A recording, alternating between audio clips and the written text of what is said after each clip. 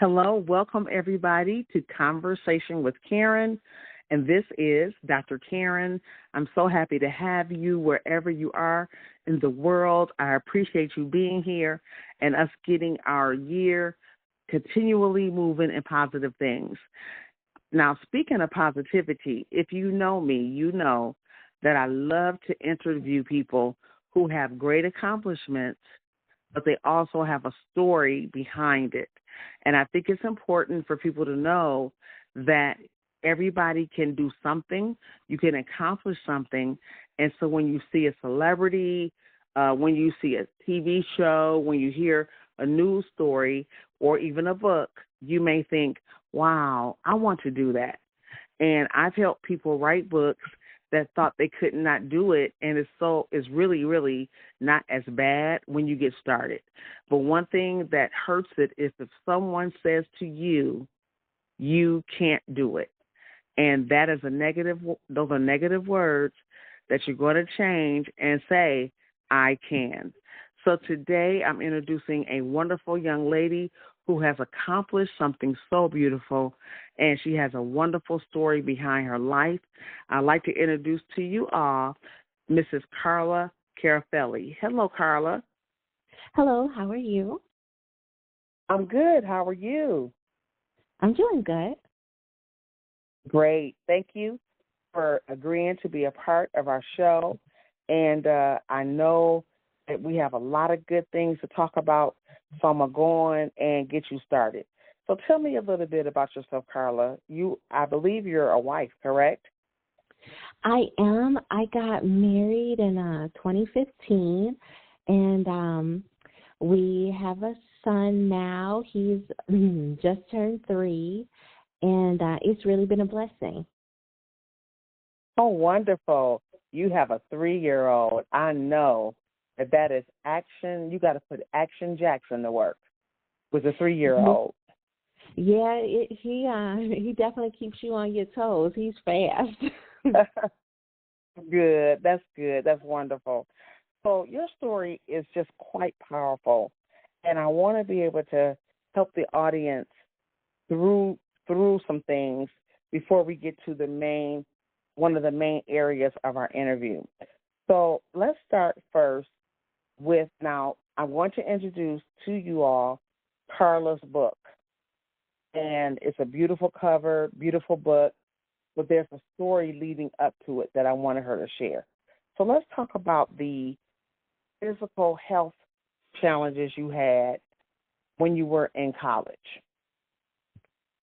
Sure. So I started having vision problems when I was about 14, and I got prayer and got healing, and I was doing pretty good. I was able to go to college, but my sophomore year of college, I had just transferred to the art college because art has always been my passion, and I really wanted to pursue that. So I took a ceramics class. They have some mandatory classes that you have to take. So this is my first time taking a ceramics class, and I was really excited about it, but the dust really affected my vision poorly, and I just kept getting sicker and sicker, and I ended up having to withdraw from school. I tried to push it as far as I could, but I was like passing out. At one point, the front desk staff at my dorm had to catch me because I didn't even realize I had passed out. That's how sick I had gotten. And I had to admit to myself, I'm going to have to withdraw. I'm not going to be able to continue. At the time, the doctors were not sure what was going on because I had been sick, but it was so long ago, so I wasn't sure what was going on in my body. And that's when I found out that the medication I was on when I was 14, I should not have continued to take it as long as I was told to, and that there were a lot of side effects that were brought on because of that medication. It was a steroid eye drop, and the longer you're on it, the worse the side effects get. It does offer some relief, but you shouldn't be on it for a long time. And I was on it for several years. So I Oh, my developed. goodness. Yes, I developed cataracts in my eyes, and I developed glaucoma. And I was in my early 20s. I don't even think I was. I don't even think I was 20 then. So from going to being in art school to finding out I was probably going to lose my vision by the time I was 21, I had cataracts and glaucoma. Couldn't go outside because the light bothered my eyes so much from the glaucoma and the cataracts. And it was just a very scary time and very uncertain time because I was the first person in my family to go to college. I was paying for it all out of pocket, so I had taken on all these student loans. And I'm just like, God, what do I do now? Like, does it even make sense for me to continue with my art education degree? Because I can't do that if I can't see. You know, if it was some other major, like I could try to learn Braille or something and like carry on my studies. But I just really didn't see any hope out of that situation. And I remember just praying and crying out to God in my heart in the waiting room of one of the doctor's offices and just saying, God, what do I do? Like, this is a dream you've always put in my heart. You know, I thought I was following you. And, you know, it just seems like these doors are just slammed shut in my face. So I was just really desperate and crying out to God. And my mom told me about a prayer session that they were doing at Great Faith Ministries. And at the time, it was like the middle of the day. Like there weren't very many people there, unlike how it normally is. It's very crowded and very packed with people. So I was just so nervous, and I kind of snuck in for prayer with some of the senior citizens, and I'm sure the pastors were like, why is, you know, this young girl coming up when we're calling for prayer for senior citizens? But I was just so desperate to get prayer, and I kept going back because I'm like, God, I just need a healing. I need you. And I went back, and Apostle Wayne T. Jackson prayed for me.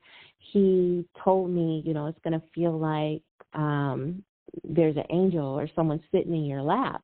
And when he said that, I had never really gotten prayer like that before. Like, I never really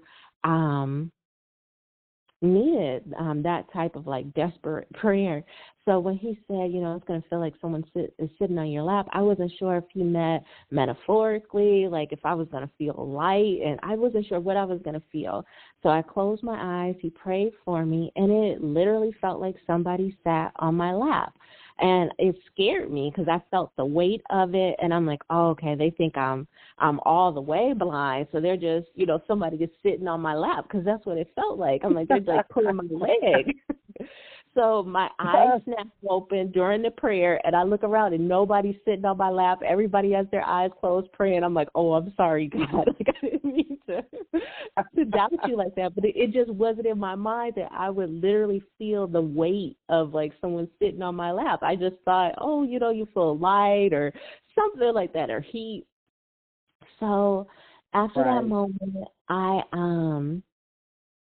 my eyesight just kept getting better and better. I could go outside when I would. I didn't have to wear, because I would have to wear 2 pairs of sunglasses to go outside. I could go outside normally. I began to be able to see colors normally, and it was just such a blessing. That, you know what, Carla, that story in itself has so many amazing parts to it. And this, let me start off with, how many people are on medications that end up having these bad side effects? Now, after, I don't know what year that was, but it has been seen maybe in the last 5-10 years, between maybe 5 or 10, if that, they tell people not to continue anything that has steroids for very long. So, like, say, when someone goes to get an eye exam or eye surgery and they give you a steroid, they only want you on it for a week at the most. And then taking steroids orally, like a lot of people do, they were doing it for sports and all that kind of thing, and it was dangerous. And so you were on this for a very long time, a whole lot of years, and really, really, right. And what's incredible is that you said, let me just go and learn Braille. Listen, it's just, and I know when you want to do something, you're trying to figure out what to do and how to do it. So moving forward, you told our audience that you went to Great Faith Ministries, which is in Detroit, Michigan, and you received prayer. Apostle Wayne T. and Dr. Beverly Jackson, Y. Jackson, are the senior pastors, and also a place that I have been and gone for like over 30 years. So I know the story of not the story, I've seen miracles there. How do you feel when people say miracles cannot happen still, and that pastors are fake, that are pretending that they are healing people? And we know that's not everybody, but what would you say to someone who told you, I know that is not true and that pastor is a fraud and they can't pray for me? And not specifically talking about Apostle Jackson, I'm just saying overall. I would say the healing first starts in your heart, because it's a relationship you have to have with God. It's and not to say that like you have to be a Christian for up to 10,000 years before you can get a miracle, but you have to be seeking God. Like if you're seeking man, you'll always come up short. And I think sometimes people look at pastors and expect them to be God, and that's just never going to be the case. And with Apostle Jackson and his wife, Dr. Beverly Y. Jackson, like they really have a sincere heart for God, and they have a sincere love for God's people. And I've been in their ministry since I was 12 years old, so before I got sick. So I had always seen them pray for people, and people get healed, like people, leave their walkers, leave canes, wheelchairs. So it matters when you're in an atmosphere where you see the miraculous. I think there's so many churches where people feel like, oh, God's not doing miracles anymore, or that was in the Old Testament, or that was before Jesus died. And people just need to know that God is real. God's power is real, like the same resurrection power that's in Jesus is for all of us, because we all need healing at some point in our lives. Like I've seen people not just healed of physical ailments, but healed of drugs and alcohol and different addictions, smoking. So God is for us. God wants us to live healthy, whole lives, and the only way we can do that is through the power of God. And God works through men and women that he's put on this earth who have answered his call and live according to his will. So you really have to have a heart where you're willing to accept God to be greater than you are, to have his power at work in your life. And if you're looking at it, oh, this is just a man, like I'm a man, or nobody's going to push me down, just know that that's not God. Like God doesn't push people down. God doesn't have to go into theatrics and make up stuff. God is real, and God will answer your prayers as long as you call out to him. Wonderful. Yeah, and you did say that you were crying and asking, and I always tell people like you did. Just recently, I told someone, if you've asked God for something, you have to wait for the change.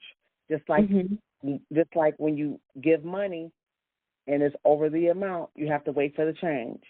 So a lot of people are impatient, or like you said, their heart is not in it. And there's even a lot of, I want to say a lot of, because there is a lot of um, people that are offering what we call now fake news.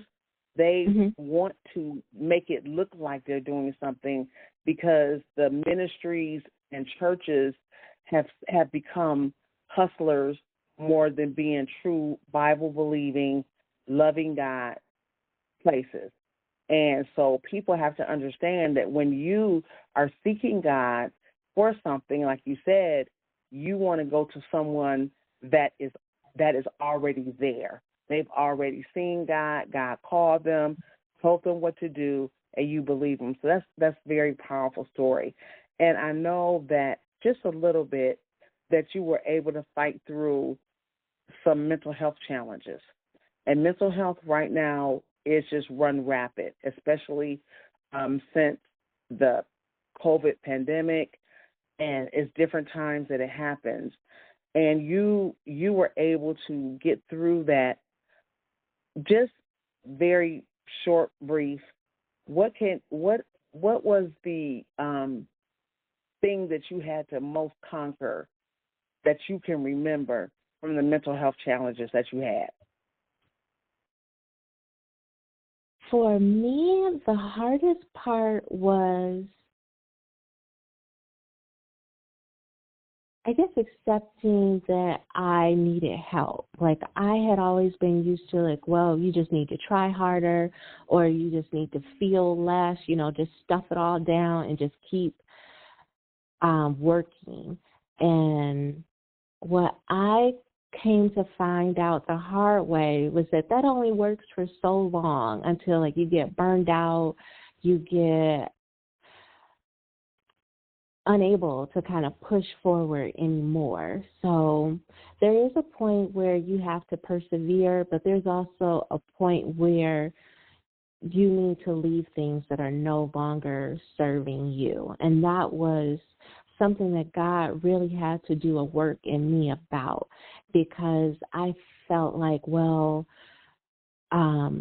I felt God really pushing me to get into therapy. And I felt like, well, no, I can't do that. Like, I don't have the time for it. Or, like, if I go, like, then I have to talk about some loved ones that may have, who hurt me, and I don't want to share that with a stranger. And who can I trust to talk to? So that was one of the barriers for me. And it got to the point where I just had to face it. Like, I couldn't outwork this. I couldn't outtry this. I just really needed to take a step back and focus on healing. And one thing that I'm learning with God is that when you take a step back because God told you to, and you're working on things that God told you to work on, that step back is not a step back. It may look like it to some other people. It may even look like it to you. But in the long run, you'll be able to run further faster by taking that break and focusing on your mental health and your inner healing than you would if you just steamrolled through the issues that you were facing. Yeah, that's good, Carla. That's very good and wonderful insight because, working with people, I often have to talk to people as a professional counselor and coach.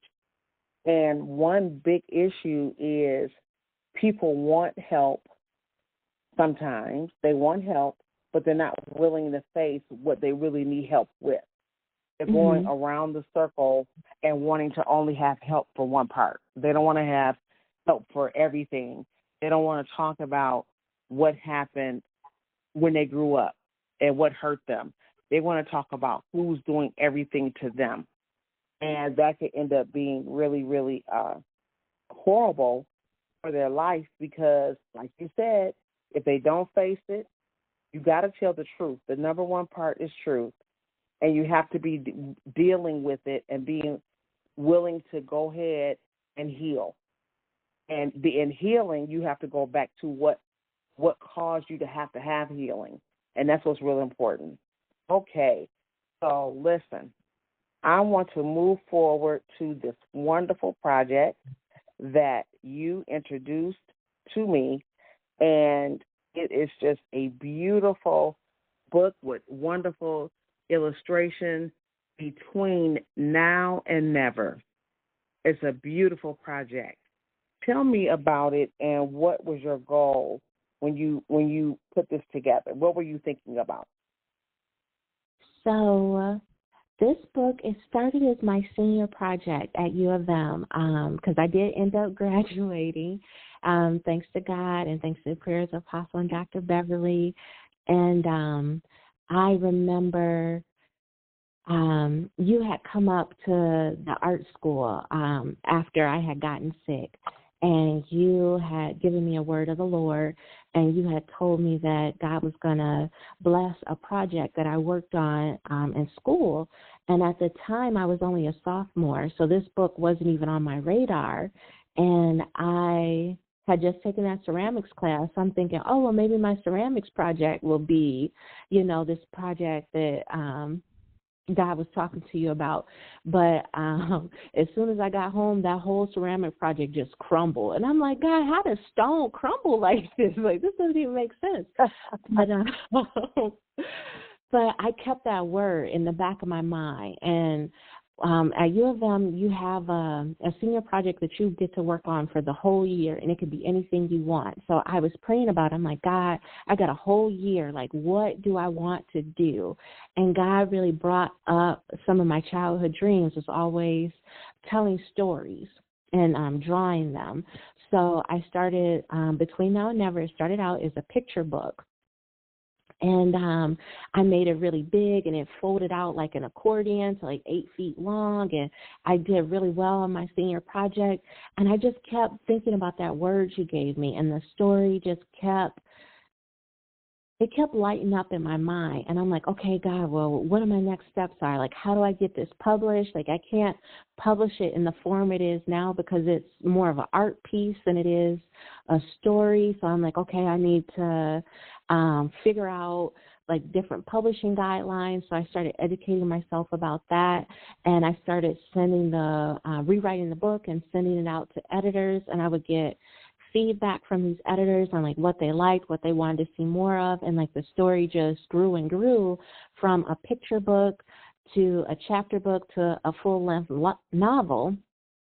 And the story is really has a lot of elements from my whole life, and it is a story that really would relate to anybody, especially if you have a dream and you know the weight of carrying a dream. So Between Now and Never is about a girl who falls into like this fairy tale type world, and she doesn't have any memories. She's trying to figure out how she can get back home. And everyone in this world called the Between, they buy and sell dreams. So she gets offered a deal to sell her dream in order to get back home. And at first she's on the fence about it because she's thinking, well, if my dream is valuable to someone else, shouldn't it be valuable to me? Like, am I going to lose out on this deal? But she kind of has nowhere else to go, so she decides to make a deal, and she gets back home. And once she gets back home, that's when she finds out that everything is not what it seems. Like, people can't see her. She can barely breathe once she gets back home. There's another girl who's taken her place who looks just like her, and no one has even noticed that she's gone. And she ends up finding out that that girl is her dreamer, and she is an actual dream. And that's why she had been sent to the Between, because she's an abandoned dream. And she ends up learning and having empathy for the girl who dreamt her, because at first she was so angry, like, how could you abandon me? Like, why would you not pursue your dreams? Like, why would you give up? And she ends up finding out all the different trials and tribulations that her dreamer has to face. And she realizes that things aren't as easy for her as she thought that they would be. And in the end, they end up having to work together and figure out that they have more power together, and what they can do together is stronger than what they could do apart. Wow. That sounds so wonderful. And I know people are going to be so enlightened by this. And I was going to ask you, what do you want children to see? Is it for children? Is it for adults? But I see it being for everyone, teenagers. There's a lot of adults that are still wondering why their dreams have not happened, or have their dreams have been abandoned. No one heard me, no one saw me. So that's really interesting.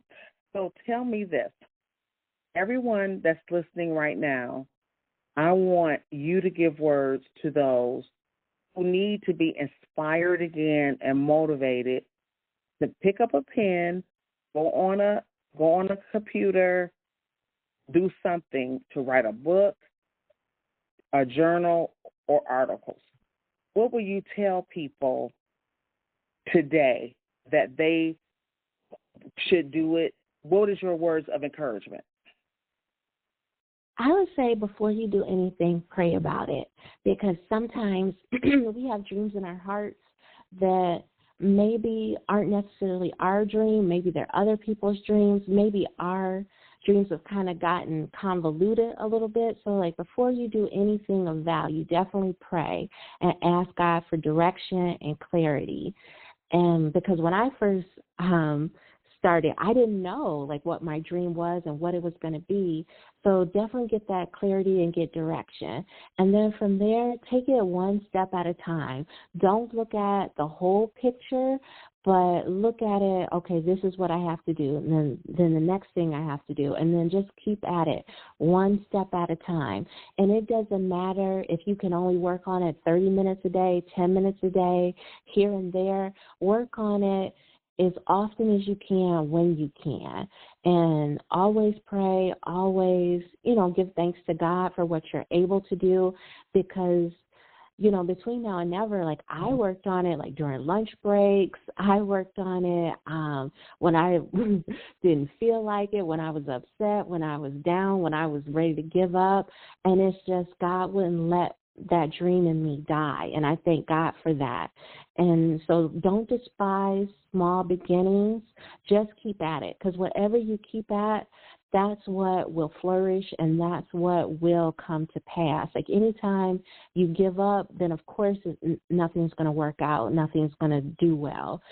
And value criticism, value feedback, but use discernment in who gives you that criticism and feedback.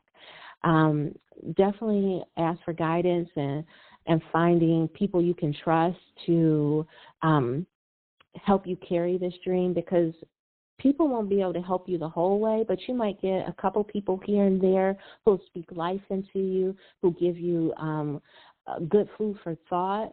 So just keep that in mind. And then just remember to guard your heart, because this dream is like a child. You have to protect it from people who maybe don't mean it good, who maybe will talk down to you and say, oh, you can never do anything like that, or no one in their family has ever done something like that, or why do you think you could be the one to do something like that? So you just have to really protect that dream. You have to guard it like it was your own heart, because it actually is a piece of your heart. And just trust God to give you the results. And Right. you're responsible for the work, and God is responsible for the results. Right. Yes, that's wonderful. And just to add one little point, because everything she said is true, it should happen. What I also tell people is, make sure that you go back to where you started in your dream. You dust off the tablet, dust off the list in your heart, because you put it on the shelf and you said it could never happen. And so what you want to do is make sure that you remember that every breath that you breathe reminds you that your dream is still alive. So don't be, like Carla said, don't be afraid to ask for help. Ask for help in the right channels. Pray for who you should have help you. And it's not always a family member, it could be a colleague that you know that you can get information from, and you move from there. And there's so many ways now to actually write a book, publish a book. There are people that help with ghostwriters. You can find them, and everyone is able. If you can't read, that does not mean you can't write a book, because you're able to dictate now your words. And so there's always a way around it. Carla, this has been such a wonderful, wonderful conversation. I'm so happy you took the time to come to Conversation with Karen and talk about this project. Can you tell our listeners where the book is available? And I will have the link in the description for the book. So the book is available on Amazon, and it's Between Now and Never by Carla Carafelli, and you can also follow that link, and it'll take you directly to the page. And it's on Kindle, so you can read it on your phone or tablet, and I also have the full print version if you like a physical copy as well. Wonderful. And as everyone sees, the book cover on this show, it is absolutely beautiful, and I know that this book is going to be going on and on and on in different areas between now. It's just wonderful. I mean, you look at the title, Between Now and Never, and that is very powerful. Well, thank you again, Miss author Carla, and thank you so much for being a part of what we're doing here at Conversation with Karen. And we will be keeping in touch to see what you are doing soon. So I thank you so much.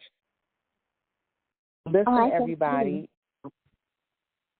Thank you. So listen, everybody, take time to go to the link.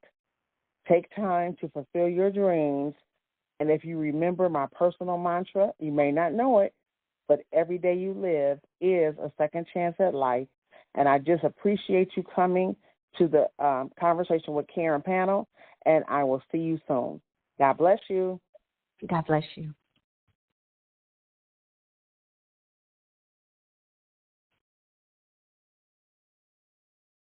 Okay. We're going to just hang up, okay? Mm-hmm.